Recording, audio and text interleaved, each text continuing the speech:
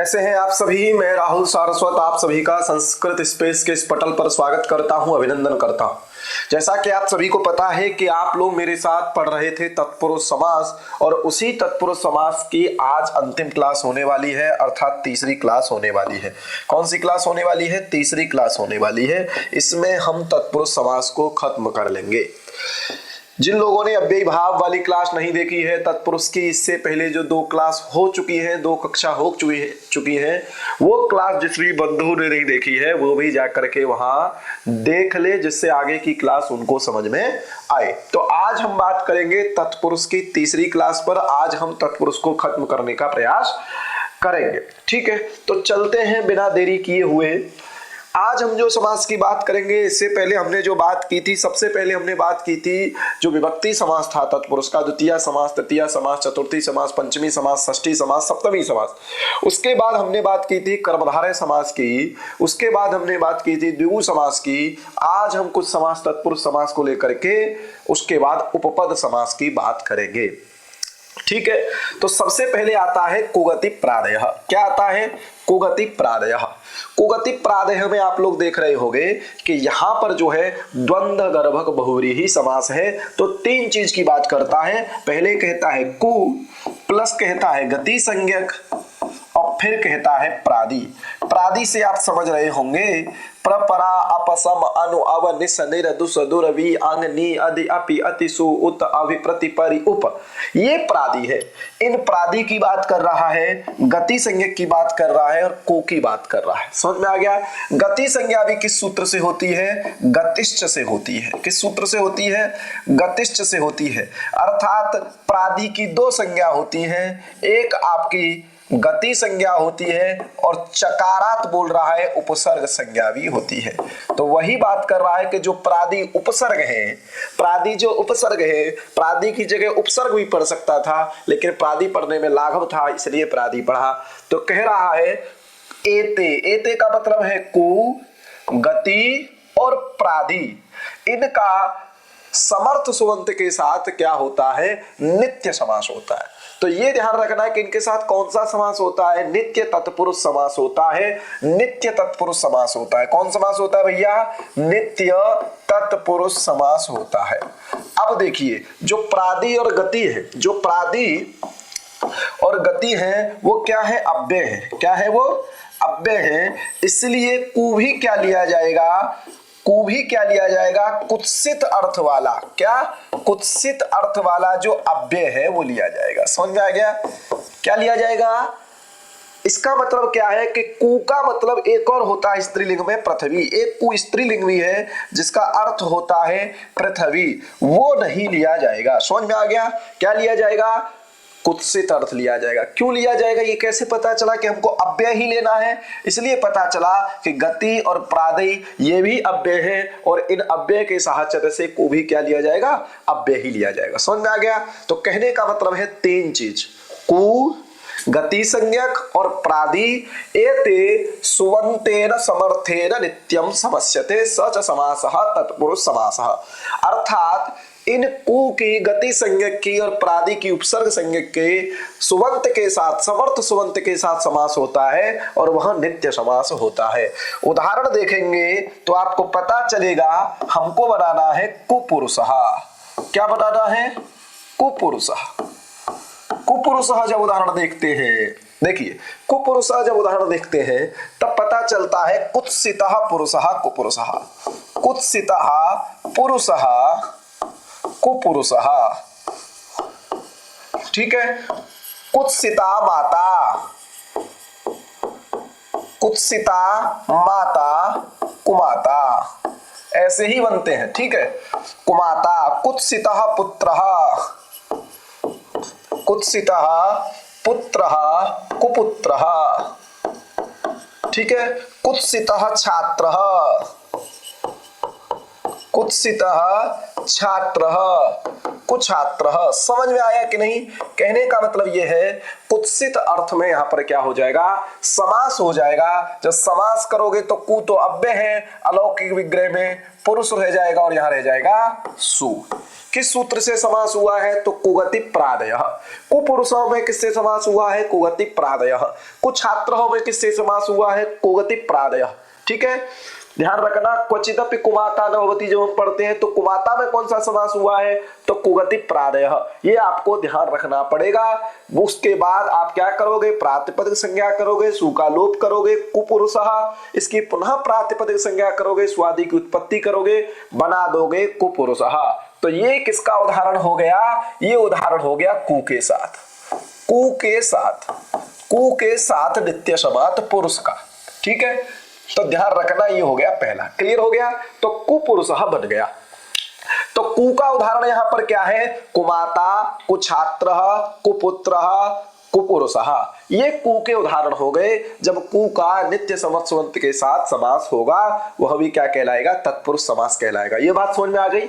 अब दूसरे की बात करते हैं गति संज्ञक की।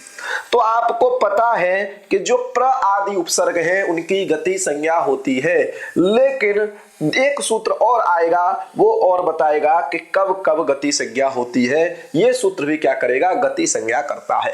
पूछा भी जा सकता है कि ये पूछ लेगा, उदाहरण दे देगा आपका उरी कृत्य।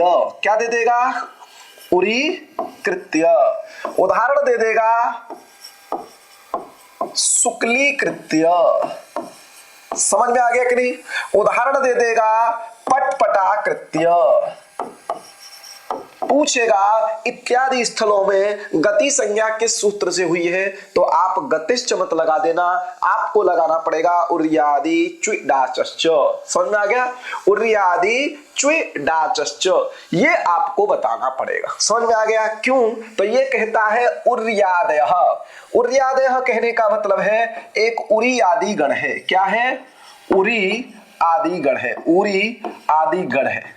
अब इस उरी आदि गण में पढ़े गए जो शब्द और च्वि प्रत्यांत, क्या कह रहा है? च्वि प्रत्यांत। ठीक है, और क्या कह रहा है? डाच प्रत्ययांत। क्या कह रहा है? डाच प्रत्ययांत। ये क्रिया के योग में गति संज्ञक होते हैं। क्रिया का योगे, क्रिया योगे सति, क्रिया योग होने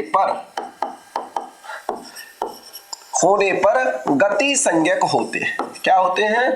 गति संज्ञक होते हैं। समझ में आया? समझ में आ गया कि नहीं?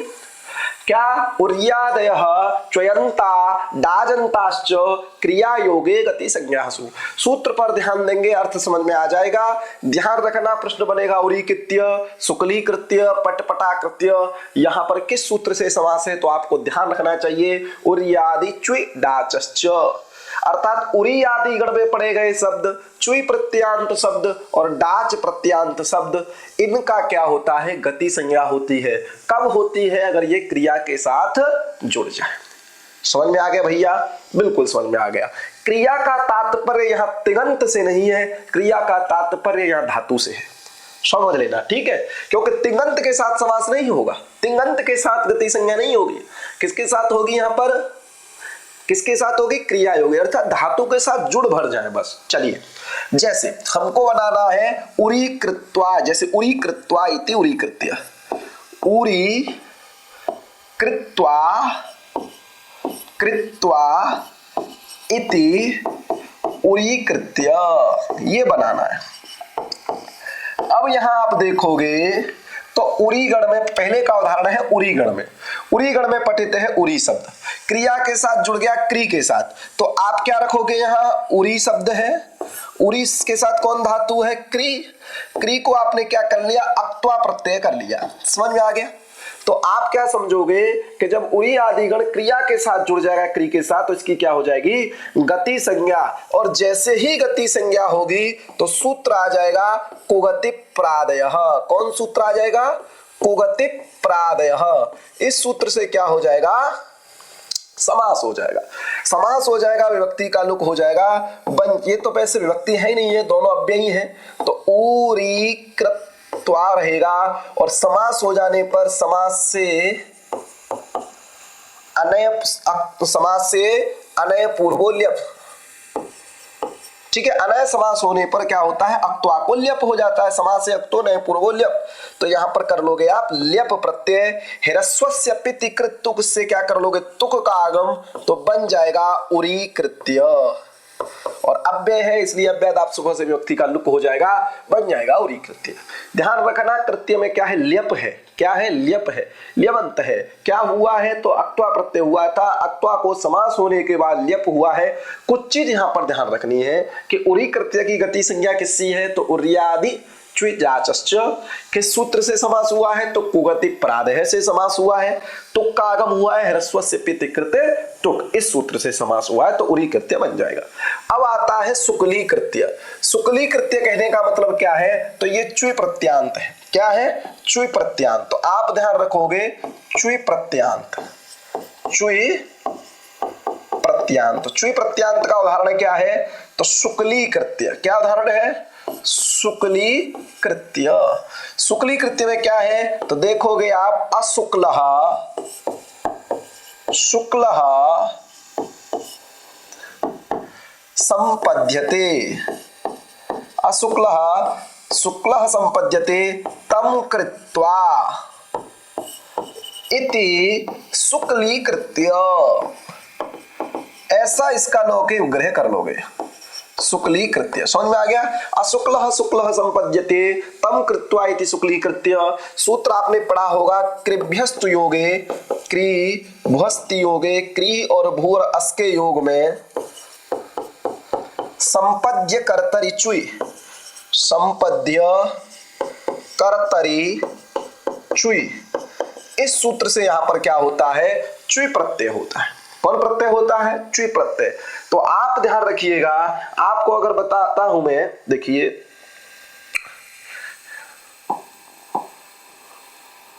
ये तो मैं पूरे पे लिख दिया हूं, ठीक है, समझ में आ गया कि नहीं। आप क्या करेंगे, आप क्या करोगे कि मैं आपको समझा दे रहा हूं कि जब शुक्ली कृत्य आप बनाओगे तो आपके पास शब्द है शुक्ल। क्या शब्द है, शुक्ल। यहां पर आपके पास क्या है, क्री। क्री को आप करोगे अक्त्वा, उससे पहले आपको कृभ्यस्तु योगे संपद्य कर्तरि च्वि से क्या कर लेना है, च्वि प्रत्यय। क्या प्रत्यय करोगे आप, च्वि प्रत्यय। और इस च्वि प्रत्यय का क्या करोगे, सर्वाहारी सर्वाहार लोप कर दोगे। क्या कर दोगे, सर्वाहार लोप कर दोगे। लेकिन ध्यान रखना, जब हमको इसकी आवश्यकता पड़ेगी तो प्रत्यय लोपे प्रत्यय लक्षणम द्वारा इसको हम ले आएंगे। कब आवश्यकता पड़ेगी, जब एक सूत्र आएगा अस्य च्वौ। क्या सूत्र आएगा, अस्य च्वौ। कहता है च्वि परे रहते अकार को क्या कर देता है, अ को क्या कर देता है, ई कर देता है, दीर्घ ई कर देता है। प्रक्रिया ध्यान रखना, बता रहा हूं मैं, यहां नहीं लिख पा रहा हूं, इसका मतलब ये नहीं है कि आप इस गलती को निकाल दें कि सर आप लिख के नहीं समझाए थे। आप पीजी का एंट्रेंस देने जा रहे हैं, अपना पेन कॉपी अपने पास रखिए। मैं सूत्र बता रहा हूं कि कृभ्यस्तु योगे संपद्य कर्तरि च्वि से च्वि कर लेंगे, च्वि का सर्वापहारी लोप कर लेंगे, तो आपके पास स्थिति रहेगी शुक्ल क्री अक्त्वा। अब यहां पर अस्य चौ सूत्र का मतलब है, अस्य मतलब अकारस्य, च्वि परे सति दीर्घ ईकारः भवति। तो अकार को, जो शुक्ल में जो अ है, इसको आप क्या कर लोगे, ई कर लोगे। क्या कर लोगे, ई। तब क्या बन जाएगा आपके पास, शुक्ली। क्या बन जाएगा, शुक्ली। और जैसे ही शुक्ली बना, क्री किया, और आपने किस सूत्र से समास किया है, यहां पर कुगति प्रादयः से। क्यों, क्योंकि गति संज्ञक का उदाहरण है ये, और गति संज्ञक का उदाहरण है तो गति संज्ञा किसने की है, तो उर्यादि च्वि डाचश्च। समझ में आ गया कि नहीं। समास कर लोगे, जैसे उरी कृत्य बनाया था, ल्यप कर लोगे, ह्रस्व से पिति कृत तुक से तुक कर लोगे, बन जाएगा शुक्ली कृत्य। कोई दिक्कत, तो शुक्ली कृत्य भी बन जाएगा। अब आता है पटपटा कृत्य। क्या आता है, पटपटा कृत्य। अब देखिए पटपटा कृत्य को कहीं लिख लेते हैं, देख लेते हैं कहीं। पटपटा कृत्य को जब लिखेंगे तो आप अपनी पेन कॉपी निकाल लीजिए और आपको समझने का प्रयास करना है कि एक अव्यक्त भाषा को कहते हैं पट पट कर रहा है, तो पट पट करके, ठीक है, पटर पटर करके। तो ये पटत शब्द है। क्या शब्द है, पटत शब्द का हम लोगों ने अनुकरण किया। ये कैसा अनुकरण है, तो अव्यक्त अनुकरण है। कैसा अनुकरण है, अव्यक्तानुकरण है, ठीक है। पटत शब्द है और इसी पटत शब्द को बोलते हैं अव्यक्त शब्द, क्योंकि पटत पटत कर रहा है मतलब कुछ व्यक्त नहीं कर रहा है, कुछ समझ में नहीं आ रहा है क्या कह रहा है, पट पटर कर रहा है, बस पटर पटर करके समझ में नहीं। तो पटत शब्द है और एक सूत्र आएगा अव्यक्तानुकरण द्वय सजरार्धा दनितौ डाच। समझ में आ गया? कौन सूत्र आएगा? अव्यक्तानुकरणात्, ध्यान रखना, अव्यक्तानुकरणात्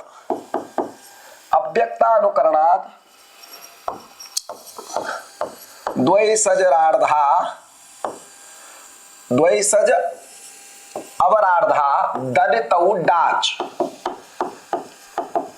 ठीक है, ध्यान रखना। इस सूत्र से आप यहां पर क्या कर लोगे? डाच प्रत्यय कर लोगे। कहने का मतलब यह है कि अव्यक्तानुकरणात् इत्यादि सूत्र से यहां पर क्या कर लोगे? डाच कर लोगे।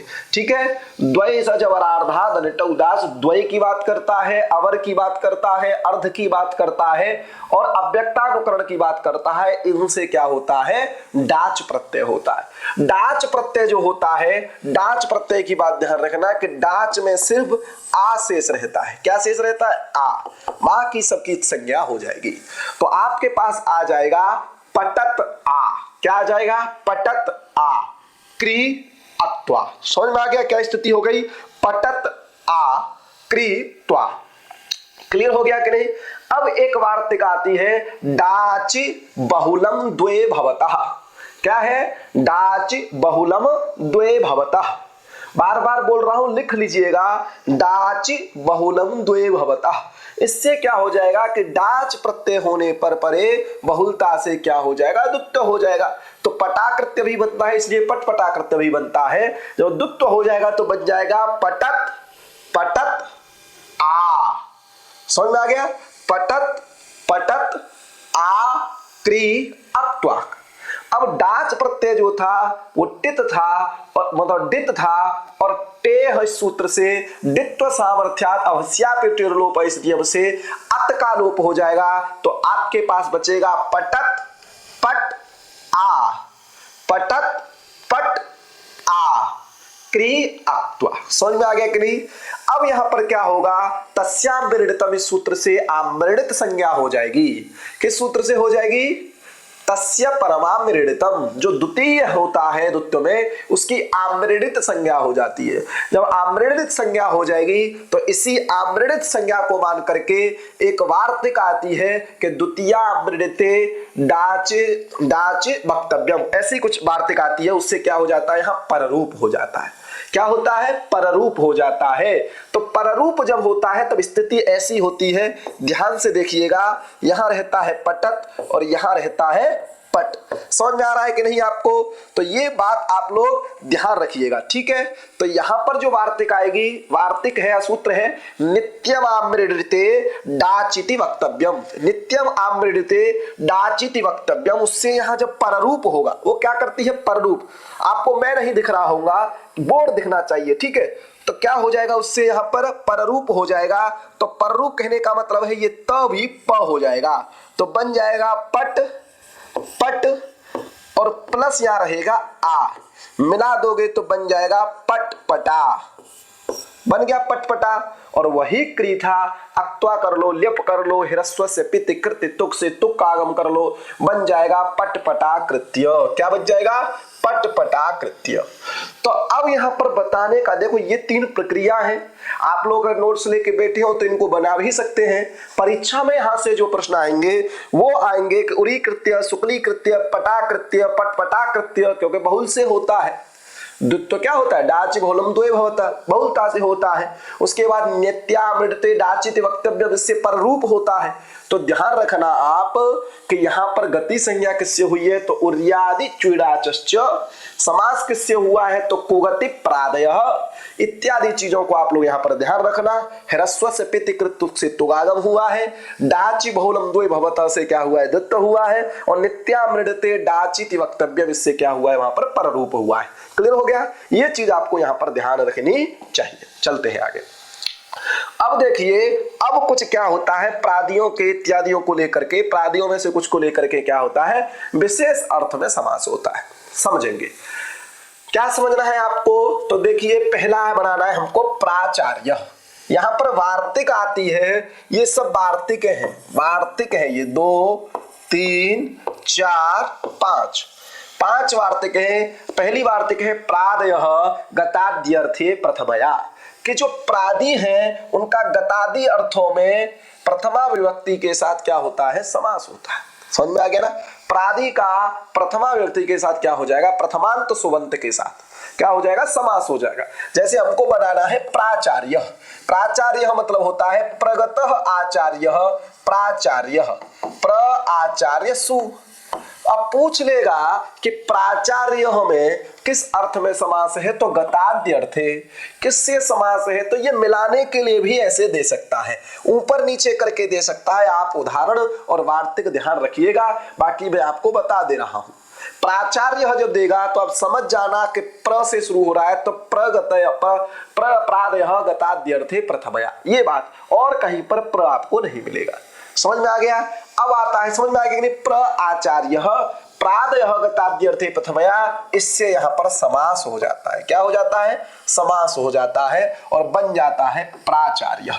अकः सवर्णे दीर्घ से यहाँ पर क्या हो जाएगा, अकः सवर्णे दीर्घ से यहाँ पर क्या कर लोगे, सवर्ण कर लोगे, सवर्ण दीर्घ कर लोगे, सुबंत कार्य करके बना लोगे प्राचार्य, कोई दिक्कत नहीं है। चलिए आगे। अत्यादयः क्रांताद्यर्थे द्वितीया, ये कहता है अति आदि जो उपसर्ग हैं उनका क्रांतादि अर्थ में क्या होता है, द्वितीया होता है। जैसे अतिक्रांतः मालाम, क्या है, अतिक्रांतः मालाम, अतिमालः। चाहे आप अतिक्रांतः मालाम कहिए, चाहे मालाम अतिक्रांतः अतिमालम मालम कहिए, ठीक है ना, अतिमालः कहिए। समझ में आ गया कि नहीं। तो यहाँ पर अत्यादयः क्रांत्याद्यर्थे द्वितीया, इसके द्वारा समास होता है। तो अति पहले है तो आप समझ जाना कि यहाँ अत्यादयः क्रांत्याद्यर्थे है। क्रांत्याद्यर्थे दो ही जगह है, एक जगह निरादय हुए हैं, एक जगह अत्यादय। समझ में आ गया कि नहीं। तो अतिमालः जब बनाओगे तो अति रहेगा, माला रहेगा, क्या रहेगा, अति रहेगा, माला रहेगा और अम रहेगा। समझ में आ गया कि नहीं, अम रहेगा, अति माला अम। अब यहां पर देखोगे अत्यादयः क्रांत्याद्यर्थे द्वितीया, यहां पर क्या होगा, अति पहले आ जाएगा तो बन जाएगा, क्योंकि यहां पर प्रथमा यही है, इसी की उपसर्जन संज्ञा होगी। चाहे मालाम अतिक्रांतः कर लो, चाहे अतिक्रांतः मालाम कर लो, पहले आ जाएगा। समझ में आ गया। अब एक सूत्र यहां पर आता है, एक विभक्ति चा पूर्व निपाते। कौन सूत्र आएगा यहां पर, ध्यान रखना, एक विभक्ति चा पूर्व निपाते, च अपूर्व निपाते, ऐसा सूत्र है। ये सूत्र है, एक विभक्ति चा पूर्व निपाते। ये कहता है एक विभक्तिक होने पर, एक विभक्ति मतलब नित्य विभक्ति होने पर, अर्थात नित्य लिंग सिद्ध होने पर। जैसे माला शब्द है, वहां पर आप कुछ भी कर लीजिए, अतिक्रांतः, अतिक्रांतम, अतिक्रांताय, अतिक्रांतस्य, अंतिक्रांतात, अतिक्रांते, वहां मालाम ही रहेगा। यहां पर माला माले मालया मालया मालायाम ऐसा नहीं होगा। यहां पर रहेगा अतिक्रांतः मालाम, अतिक्रांतम मालाम, अतिक्रांताय मालाम, अतिक्रांतस्य मालाम, अतिक्रांतात मालाम, अतिक्रांते मालाम। तो मालाम यहां पर नियतलिंग है। वही कह रहा है कि एक विभक्ति होने पर, एक विभक्ति होने पर, नियत विभक्ति होने पर क्या होता है, उसकी उपसर्जन संज्ञा होती है। तो इस सूत्र से भी उपसर्जन संज्ञा होती है। क्या होती है, उपसर्जन संज्ञा, उपसर्जन संज्ञा होती है। ध्यान रखिएगा, नोट करते रहिएगा। इससे उपसर्जन संज्ञा हो जाएगी, लेकिन कह रहा है अपूर्व निपाते। उपसर्जन संज्ञा का जो फल था उपसर्जनम पूर्वम, उससे यहां पर उपसर्जन जो माला उसका पूर्व प्रयोग नहीं होगा, क्योंकि उपसर्जन संज्ञा का तो एक ही फल आप लोगों ने देखा था, लेकिन यहां पर वो नहीं कर रहे हैं। तो क्या करेंगे उपसर्जन संज्ञा करके, तो एक सूत्र आता है गोस्त्रियो रूप सर्जनस्य, गोस्त्रियो रूप सर्जनस्य। क्या कहता है कि अगर गो शब्द हो और स्त्री प्रत्यांत कोई शब्द हो और वो उपसर्जन संज्ञक हो तो उसको ह्रस्व हो जाता है। समझ में आ गया। ऐसे ही चित्रगु हो जाता है, चित्रगो में गु का उदाहरण गु हो जाता है। और यहां पर अतिमाला में स्त्री प्रत्यांत जो शब्द माला, उसकी उपसर्जन संज्ञा है, उसको ह्रस्व होकर के बन जाता है अतिमाल। माला रहेगा, क्या बन जाएगा, अतिमाल। स्वादि कार्य हो जाएंगे, बन जाएगा अतिमाल। क्लियर हो गया कि नहीं? तो यहां पर आपको ध्यान रखना है एक विभक्ति चा पूर्व निपाते। पूछा जाएगा अति बालः, यहां पर ह्रस्व के सूत्र से हुआ है तो ह्रस्वो नपुंसके प्रातिपदिक से ये सूत्र मत लगाना, आप लगाना गोस्त्रियो रूपसर्जनस्य, गोस्त्रियो उपसर्जनस्य, क्या अर्थात गो और स्त्री प्रत्यांत कोई उपसर्जन शब्द उसको क्या हो जाता है, ह्रस्व हो जाता है, या स्त्री प्रत्यांत है माला उसको हो जाएगा ह्रस्व, बन जाएगा अतिमाला। क्लियर हो गया? कोई दिक्कत नहीं होनी चाहिए। अब अगली वार्तिक आती है अवादयः कृष्टाद्यर्थे तृतीया। क्या है? अवादयः कृष्टाद्यर्थे तृतीया। जैसे अवकोकिलया, हमें बनाना है कोकिलया। क्या बनाना है? कोकिलया। ये ध्यान रखना, कोकिलया क्यों करना है? क्योंकि तृतीया है तो कोकिला शब्द है। क्या शब्द है? कोकिला। कोकिला मतलब कोयल, तो कोकिलया क्या बन जाएगा? कोकिलया। अवगता तो कोकिलया बन जाएगा। तो यहां पर जब हम वो करेंगे तो कोकिला गे करेंगे, चतुर्थी लेके आएंगे। क्या लेके आएंगे? चतुर्थी। तो इसका क्या विग्रह करेंगे? कोकिला गे। अब जैसे ही अब करेंगे उसका पूर्व निपात रहेगा ही तो बन जाएगा अवकोकिला। ये सब आप कर लोगे प्रक्रिया। और अवकोकिला जैसे ही रहेगा तो उसी प्रकार से यहां पर भी क्या हो जाएगा? उपसर्जन संज्ञा होगी, पूर्व निपात नहीं होगा, गोस्त्री और उपसर्जन से ह्रस्व होकर के बन जाएगा कोकिला। ठीक है? उसी प्रकार से पर्यादयः ग्लानाद्यर्थे चतुर्थ्या। ठीक है? पर्यादयः ग्लानाद्यर्थे चतुर्थ्या। पूछा जाएगा पर्यध्ययन, पर्यध्ययन तृतीया है ना यहाँ, तो यहां पर पूछेगा अध्ययनाय। ठीक है? अध्ययनाय, तो यहां पर भी क्या रह जाएगा? चतुर्थी रह जाएगी, यहां तृतीया है, यहां टा रहेगा। अब कोकिलया, ठीक है ना? कोकिलया रमया की तरह टा रहेगा, आगे चाप से या तो करके कोकिलया बनता है। पर्यध्ययन में क्या रहेगा? यहाँ गे रहेगी क्योंकि यहाँ चतुर्थी विभक्ति है। समझ में आ गया ना? वहां सही कर लेना। क्लियर हो गया?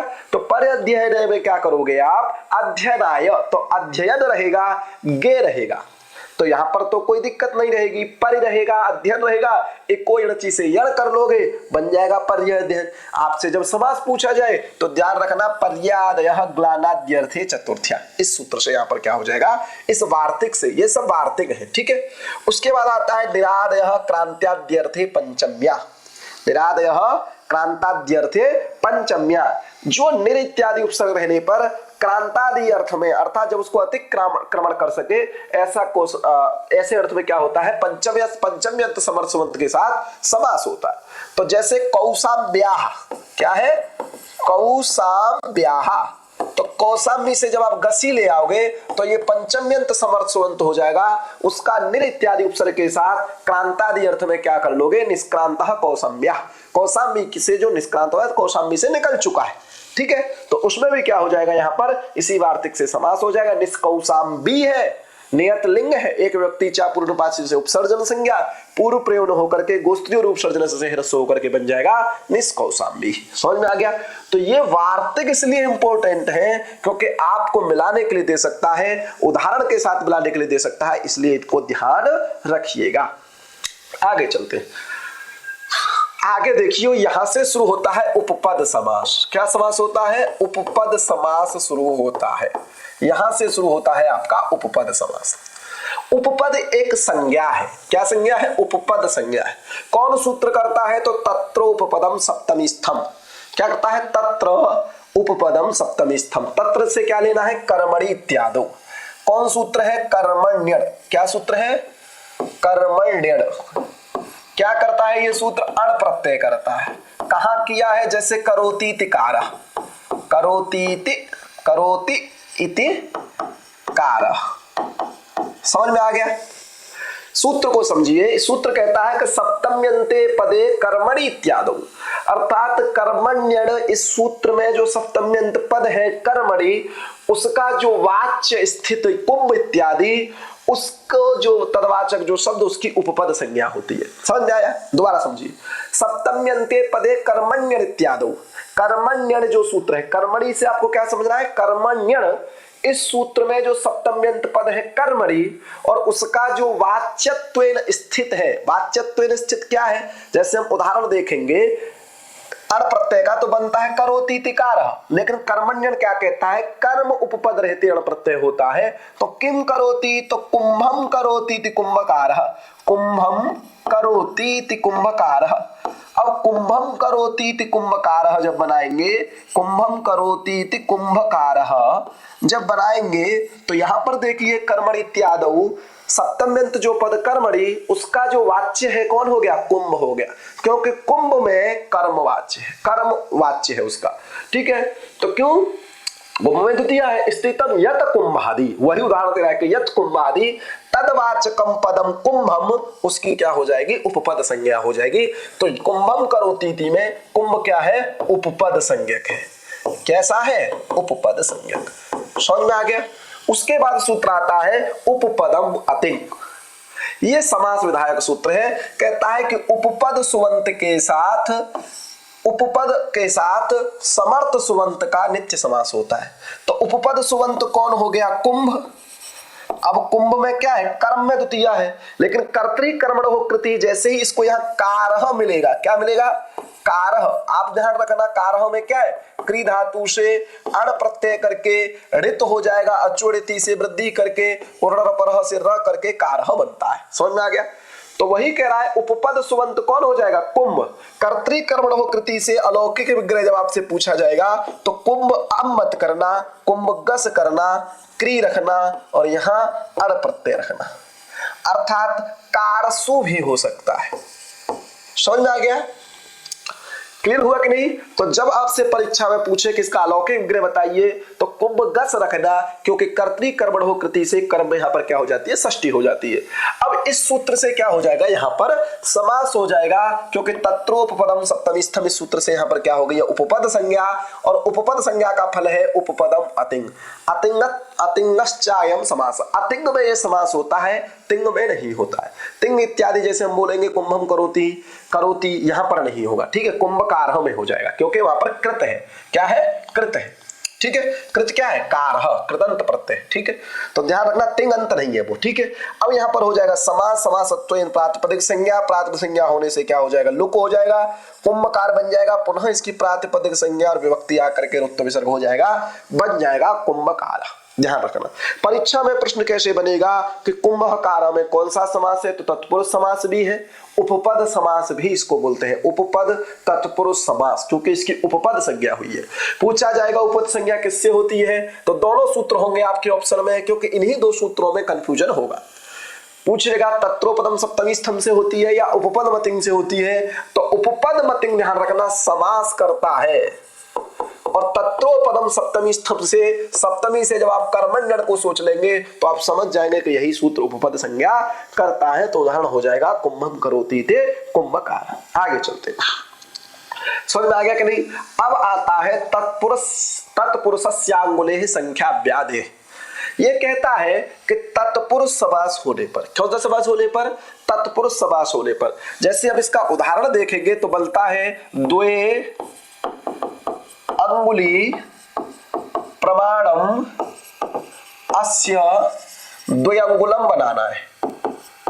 क्या बनाना है, द्वयंगुलम, द्वयंगुलम बनाना है। अब द्वयंगुलम प्रमाणम अस्य किसी दारू लकड़ी का, ठीक है, उसमें विशेषण है ये, तो विशेष से क्या है, दारू है, उसके हिसाब से यहाँ पर लिंग हो जाती है। तो देखिए ये कह रहा तत्पुरुष समास जब होने पर, ध्यान रखना, तत्पुरुष समास होने पर अंगुली शब्द हो और संख्या पूर्व में हो या अव्यय पूर्व में हो, क्या आदि का, क्योंकि यहाँ पर आदि का प्रत्येक के साथ संपर्क करोगे, संबंध करोगे, तो संख्यादेह अव्यादेह, संख्या पूर्व में हो, अव्यय पूर्व में हो और अंगुली अंत में हो, तो समासांत कौन सा प्रत्यय हो जाता है, अच प्रत्यय हो जाता है। समझ में आ गया, कौन सा प्रत्यय हो जाएगा, अच प्रत्यय हो जाएगा। जैसे अब इसका जब वो करोगे तो द्वि शब्द है, ठीक है, द्वि शब्द है, और यहां पर कौन सा शब्द है, अंगुली शब्द है। यहां औ रहेगा, यहां पर भी औ रहेगा। समझ में आ गया, तो द्वि अंगुली औ। अब इसमें जब समास करने आप चलोगे तो समास करने के पश्चात क्या बन जाएगा, यण कर लो। क्या कर लो, यण कर लो, और जैसे ही आपने यण किया तो बन जाएगा द्वयंगुल। क्या बन गया, द्वयंगुल। अब यहां पर क्या कौन सूत्र से हो जाता है कि तत्पुरुषस्य अंगुले संख्या अव्यादे। समझ में आ गया कि नहीं? कोई दिक्कत आपको? किस सूत्र से हो जाएगा? इस सूत्र से यहां पर क्या हो जाएगा? अच प्रत्यय। कौन सा प्रत्यय हो जाएगा? अच प्रत्यय। ठीक है। अब यहां पर अब किस में हुआ है? आप पूछोगे किस सूत्र से समास है, तो ध्यान रखना यहां किससे होता है? तद्धितार्थोत्तर पद समाहारे च। तद्धितार्थोत्तर, क्योंकि ये क्या करता है? तत्पुरुष में करता है, तो तद्धितार्थोत्तर पद समाहारे च। इस सूत्र से यहां पर क्या होता है? समास होता है। किस सूत्र से समास होता है? इस सूत्र से समास होता है। अब आप सोचोगे कि इस सूत्र से समास तो ये तो तीन अर्थों में करता है, तद्धितार्थ में करता है, उत्तर पद में करता है, समाहार में करता है, यहां तो कुछ नहीं दिख रहा है। तो ध्यान रखना तद्धितार्थ विषय में है। यहां पर पूछ लेगा द्वयंगुलम में किस चीज में समास है, तो तद्धितार्थ विषय में। ध्यान रखना, एक बार पुनः ध्यान रखिएगा, मैं आपको स्पष्ट बता दे रहा हूं, क्योंकि यहां कंफ्यूजन हो जाओगे तो प्रश्न गलत कर बैठोगे। ठीक है, यहां आपको कंफ्यूजन आना नहीं है। देखिए, हमको बनाना है द्वयंगुलम। क्या बनाना है? द्वयंगुलम। क्या कर लिया आपने? द्वे अंगुली प्रमाणम अस्य। ठीक है, ये आपने लिख लिया। उसके बाद जब विग्रह करने चलोगे तो बनाओगे द्वि प्लस औ, फिर यहां पर क्या करोगे? प्लस अंगुली प्लस औ। किस सूत्र से समास करोगे? तो तद्धितार्थोत्तर पदे पद समाहारे च।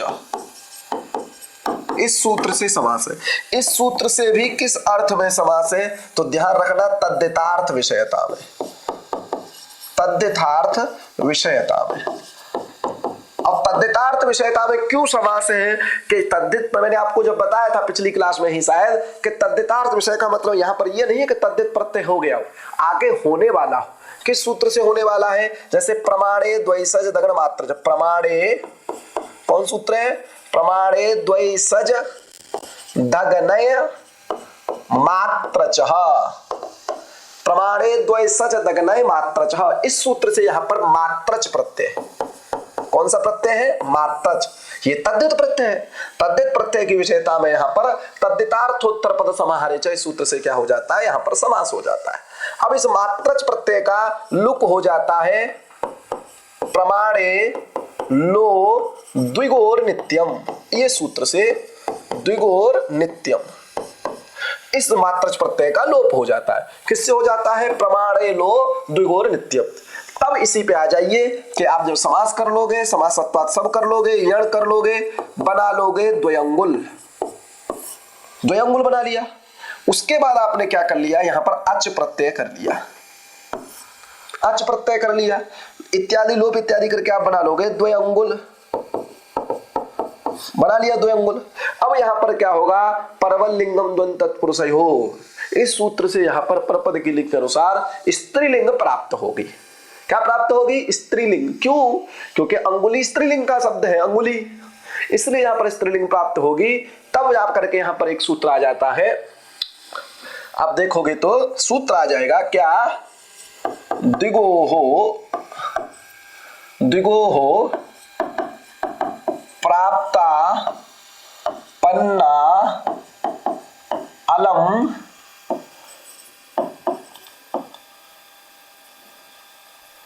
द्विगु प्राप्ता पन्ना अलम गति पूर्व समासे प्रतिषेधो वाच्य। ऐसा वार्तिक है शायद, ठीक है ना? प्रतिषेधो वाच्य, ध्यान रखना। क्या है? द्विगोह प्राप्ता पन्ना अलम गति पूर्व समासेषु प्रतिषेधो वाच्य। इसमें क्या करता है? ये परपद की लिंग का प्रतिषेध कर देता है, विशेष्य के अनुसार लिंग हो जाती है। तो दारू में ये विशेषण है, वो नपुंसक लिंग है, इसलिए यहां पर नपुंसक लिंग हो करके अतोम से अम होकर के बन जाता है द्वयंगुलम। क्या बन जाता है? द्वयंगुलम। समझ में आ गया कि नहीं? तो इसी प्रकार से द्वयंगुलम बना लेंगे। अब देखिए संख्या क्या हो जाएगा? ऐसे ही अव्यय का देख लीजिए, संख्या आदि में हो, इसका उदाहरण क्या हो गया? द्वयंगुल। अब जब आप अव्यय का लोगे तो आप बनाओगे निरंगुलम। क्या बनाओगे? निरंगुलम। ठीक है, निर्गुणम जब बनाओगे निर्गतेभ्यः अंगुलेभ्यः, तो पंचमी जब आप समास करोगे तो आपको लाना पड़ेगा निरादयः क्रांत्याद्यर्थे पंचम्या। किससे समास करोगे यहां पर, इसको ध्यान रखना। देखो आपने भी पहले पढ़ा भी है, ये देखिए, ये निरादयः क्रांताद्यर्थे पंचम्या, इससे यहां पर समास कर लेना है। किससे? निरादयः क्रांत्याद्यर्थे पंचम्या। निरादयः क्रांताद्यर्थे पंचम्या, इससे यहां पर क्या कर लोगे, समास कर लोगे। निर रहेगा, अंगुल रहेगा, यहां पर भी वही स्थिति प्राप्त होगी, पर पद की लिंग प्राप्त होगी, लेकिन आप क्या कर दोगे, इसी से द्विगुह प्राप्त पठालम पूर्व गति समास है प्रतिषेधो वाच्य। ठीक है, देख लेना, गति पूर्व या पूर्व गति है, तो यहां पर क्या कर लोगे आप, पूर्व गति समासेषु ऐसे चीज होना चाहिए, पहले पूर्व होना चाहिए। ठीक है, पूर्व गति समासेषु प्रतिषेधो वाच्य, इससे निषेध कर दोगे पर पद के लिंग का, और आप नपुंसक लिंग करके क्या बना लोगे, निरंगुलम बना लोगे। क्या बना लोगे, निरंगुलम। पूछा जाएगा कि यहाँ पर निरंगुलम में जो अच प्रत्यय है, अच प्रत्यय होगा। पूछा जाएगा निरंगुलम में कौन सा प्रत्यय है, अच प्रत्यय है। यहाँ पूछा जाएगा द्विअंगुलम में कौन सा प्रत्यय है, तो अच प्रत्यय है। किस सूत्र से है, तो तत्पुरुष से अंगुले संख्या व्याधि। ये आप ध्यान रखिएगा। आगे चलते हैं। अब देखिए, अब कुछ प्रत्ययों की ही बात होनी है, इसलिए हम लोग जल्दी जल्दी थोड़ा चलने का प्रयास करेंगे, नहीं तो क्लास क्या हो जाएगी, लंबी हो जाएगी। आज खत्म करना है। अब देखिए, हमको लेके चलना है अहोरात्र। अहोरात्र को थोड़ा समझेंगे। अहश्च रात्रिश्च इति अहोरात्र। किससे समास हुआ है, तो चार्थे द्वंद्व, चार्थे द्वंद्व। ठीक है, तो देखिए अब यहां पर क्या लिखा है, अह सर्वैक देश संख्यात पुण्याच्च रात्रे। सूत्र क्या करता है, अच प्रत्यय करता है। क्या करता है, अच प्रत्यय करता है। अह सर्वैक देश संख्यात पुण्याच्च रात्रे। क्या है, अहन शब्द हो, सर्व शब्द हो, एक देशवाचक कोई हो, संख्या हो, संख्यात क्या शब्द है, संख्यात, पुण्य शब्द हो, तो अच प्रत्यय होता है रात्रि उत्तर पद में हो। तो समझ में आ गया क्या क्या शब्द है इसमें। संख्या देख लीजिए, शब्द देख लीजिए आप एक बार। अहन शब्द देखिए, एक बार टाइम देखिए कितना हो गया। अहन शब्द, सर्व शब्द, एक देशवाचक शब्द, 42 मिनट बोल रहे। ठीक है, संख्यात शब्द और पुण्य शब्द इत्यादि शब्दों से अगर रात्रि शब्द उत्तर पद में हो तो क्या होता है, अच प्रत्यय होता है। और चकारात पुण्याच्च, च से क्या लेना है आपको, संख्या और अव्यय भी लेना है। अर्थात जिनके पहले संख्या, अर्थात ऐसे रात्रि शब्द भी लेने हैं जिससे पहले संख्या हो या अव्यय हो। समझ में आ गया कि नहीं मेरी बात, समझ में आ गया। एभ्यो रात्रे रच स्यात् संख्या अव्यादये। ठीक है ना, कोई दिक्कत नहीं होगी। चले आगे। जैसे अतिरात्र, अव्यादेय बन जाता है अतिरात्र। संख्या में आप लोग बनाएंगे ही द्विरात्रम त्रिरात्रम, सबके उदाहरण यहाँ पर दिए गए हैं। तो हमने क्या किया, अब देखो अहन शब्द का कभी भी अहन शब्द से, अहन शब्द से अगर रात्रि शब्द परे होगा तो द्वंद्व समास ही होगा। तो यहां लिखते भी है वहां के अहर ग्रहणम द्वंदार्थम, यहां द्वंद्व का ही पूछा जाएगा सूत्र में।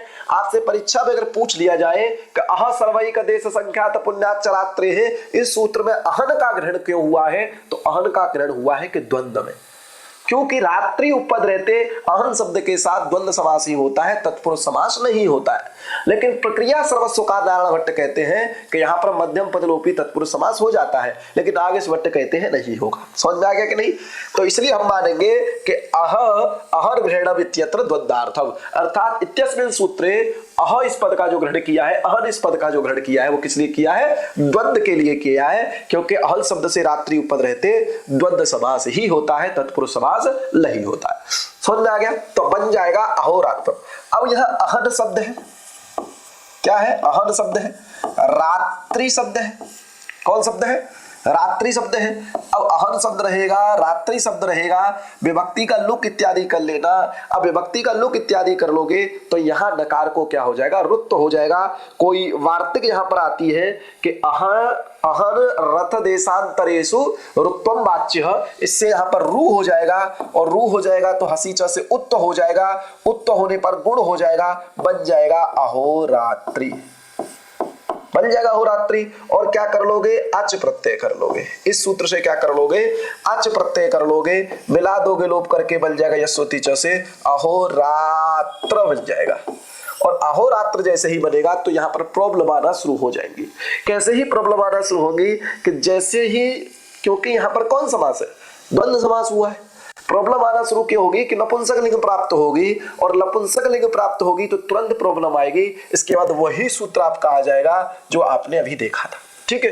इसलिए कौन सूत्र, रात्राहन्ना पुंसी, ठीक है, ये सूत्र यहां पर आ जाएगा। क्यों प्रॉब्लम खड़ी हो जाएंगी कि अहोरात्रि शब्द होगा, पहले तो परपद की लिंग प्राप्त होगी, क्योंकि द्वंद्व तत्पुरुषयोः परवल लिंगम, तो द्वंद्व तत्पुरुष में परवल लिंग जब प्राप्त होगी तो परपद की लिंग थी रात्रि, स्त्रीलिंग प्राप्त होगी, स्त्रीलिंग प्राप्त होगी। उसको रोक करके क्या आ जाएगा कि नहीं भाई साहब, जहां द्वंद्व और द्विगु होता है वहां पर क्या हो जाता है, समाहार में जहां द्विगु और द्वंद्व होता है, ध्यान रखना बार बार, पहले नंबर पे क्या प्राप्त होगा, परपद लिंग प्राप्त होगा, परपद लिंग प्राप्त होगा। परपद की लिंग क्या है, रात्रि स्त्रीलिंग है। दूसरे नंबर पर क्या प्राप्त होगा, सनपुंसकम सूत्र आ जाएगा। नहीं समझ में आया, परपद की लिंग मतलब है द्वंद्व तत्पुरुषयोः परवल लिंगम से रात्रि की परपद की लिंग प्राप्त होगी तो अहोरात्रि बनेगा। लेकिन फिर इसको योग करके आ जाता है सनपुंसकम, वो कहेगा जब द्विगु और द्वंद्व हो समाहार में वहां नपुंसक लिंग हो, तो यह अहश्च रात्रिश्च समाहार में क्या है, द्वंद्व समास है, नपुंसक लिंग प्राप्त होगा। लेकिन इन दोनों को रोक करके तीसरे नंबर पे क्या आंसर आ जाएगा, रात्राहन्ना पुंसी। कह देता है कि रात्रि, अहन और अहन एतदन्तौ, ये तीन शब्द अगर अंत में हो, कौन कौन से, रात्रि शब्द, अहन शब्द और अह शब्द अगर हो, द्वंद्व तत्पुरुष समास हो, तो यहाँ द्वंद्व समास है तो पुल्लिंग ही होता है। एव का मतलब है कि पहले वाला सनपुंसकम और परपद लिंग चाहे तब भी कुछ नहीं कर सकता है। इससे यहाँ पर क्या हो जाएगा, पुल्लिंग हो जाएगी तो बन जाएगा अहोरात्र। तो अब मैं बार बार नहीं बताऊंगा, यहां पर भी रात्रि शब्द है, यहां पर भी रात्रि शब्द है, तो यहां पर क्या होने जाएगी, पुल्लिंग ही हो जाएगी। शेष प्रक्रिया यही रहेगी।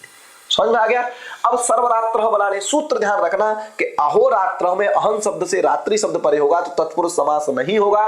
प्रक्रिया सर्वस्वकार जो नारायण भट्ट हैं वो कहते हैं कि अहा सहिता रात्रि अहोरात्रि ऐसा बना देंगे मध्यम पदलोपी समास करके, लेकिन नागेश भट्ट कहते हैं वो ठीक नहीं है लोक की दृष्टि से।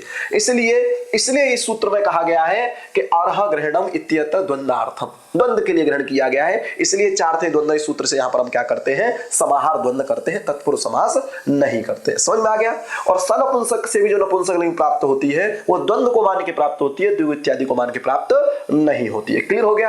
अब आता है सर्वरात्र की बात। तो सर्वाचासौ रात्रि, सर्वाचासौ रात्रि, सर्वाचासौ रात्रि किस सूत्र से समास होगा, तो कर्मधारय समास है। क्यों, सर्वासु और रात्रि सु कौन समास है, विशेषणम विशेषण बहुलम। कैसा समास है, समानाधिकरण समास है। तो समानाधिकरण जो तत्पुरुष होता है उसकी कौन सी संज्ञा होती है, कर्मधारय संज्ञा होती है। कौन सी संज्ञा है यहाँ पर, कर्मधारय। पूछा जाएगा कौन समास है सर्वरात्र में, तो आप क्या लगाओगे, अहोरात्र में द्वंद्व समास, सर्वरात्र में कौन सा लगाओगे, कर्मधारय समास। संख्याता चासौ रात्रि, संख्यात रात्रि, यहां पर भी क्या लगाओगे, कर्मधारय समास। ध्यान रखना। अब सर्वरात्र कैसे बनाओगे, तो सब कुछ बना करके एक आपने वार्तिक पढ़ाई थी मेरे आपको, सर्वनामनो, जब पर्व साल बना रहे थे तो वार्तिक पढ़ाई थी, सर्वनामनो वृत्ति मात्रे पुंबद भाव। यहाँ पर सर्वा शब्द है उसको पुंबद हो जाएगा, सर्व बन जाएगा, अच प्रत्यय हो जाएगा, सर्वरात्र बन जाएगा। परपद की लिंग प्राप्त होगी, सनपुंसक से नपुंसक प्राप्त होगा। लेकिन आपको किसी की नहीं सुन करके रात्रा अन्ना पुंसी सूत्र पे आकर के क्या कर देना है, पुल्लिंग कर देना है, बोल देना है, जैसी आराम बन जाएगा सर्वरात्र। समझ में आ गया कि नहीं। अब संख्याता चासौ रात्रि, यहां पर भी किस सूत्र से समास होगा, इन दोनों जगह विशेषणम विशेष्यण बहुलम, क्योंकि समानाधिकरण है, एक विशेषण है एक विशेष्य है, ठीक है ना। तो क्या कर लोगे आप, कर्मधारय समास कर लोगे। और यहां पर जब प्राप्त होने लगे तो यहां पर शब्द है संख्याता। कौन शब्द है, संख्याता। अब यहां पर ह्रस्व करने की जब बात आएगी, यहां पर ह्रस्व करने की जब बात आएगी तो आपको एक वार्तिक यहां पर आती है, उससे यहां पर क्या होता है, ह्रस्व होता है। समझ में आ गया कि नहीं। वो वार्तिक कुछ ऐसी है, जातीय देशेषु, लास्ट के अक्षर है उसके, मुझे ध्यान नहीं आ रहा है, जातीय देशेषु, इस ऐसी वार्तिक आती है, इस वार्तिक से यहाँ पर ध्यान रखना सर्वनाम वृत्तिमात्रे पुंमद भाव, उससे यहाँ पर ह्रस्व नहीं होता है। जातीय देशेषु ऐसी कुछ वार्तिक आती है, उससे यहाँ पर क्या हो जाएगा, ह्रस्व हो जाएगा। समझ में आ गया? तो इसको ह्रस्व कर लीजिएगा। संख्यात, और ये आपसे पूछा भी नहीं जाएगा, ध्यान रखना कि संख्यात, बस इतना ध्यान बता दे रहा हूं कि जातीय देशेषु उसके लास्ट में है, वार्तिक है, उससे यहाँ पर क्या हो जाएगा, ह्रस्व हो जाएगा। ऐसा कुछ है पुंबत प्रमाणे जातीय देशेषु, ऐसा कुछ है पुंबत संख्यात जातीय देशेषु, ऐसे भी हो सकता है। पहले पुंबत है, पुंबत से वो शुरू होती है। समझ आ गया? तो इससे ह्रस्व हो जाएगा, संख्यात रात्र बन जाएगा, कोई दिक्कत नहीं है। अब पुण्याचासौ रात्रि ही, पुण्य रात्रि ही, पुण्य के साथ उदाहरण बना लीजिए। पुण्याचासौ रात्रि ही, पुण्य रात्रि ही, तो रात्र तो बना लीजिए, पुण्य रात्र बन जाएगा पुण्य के साथ उदाहरण। संख्या के साथ उदाहरण द्विरात्रम त्रिरात्रम बना लीजिए। यहां पर समझना बस इतना है कि द्वि शब्द के साथ समास होगा, द्वयो रात्रियो समाहार। किस सूत्र से समास हो रहा है? तो तद्धितार्थोत्तर पद समाहारे च से समाहार अर्थ में समास होगा। क्या होगा? समाहार अर्थ में समास होगा।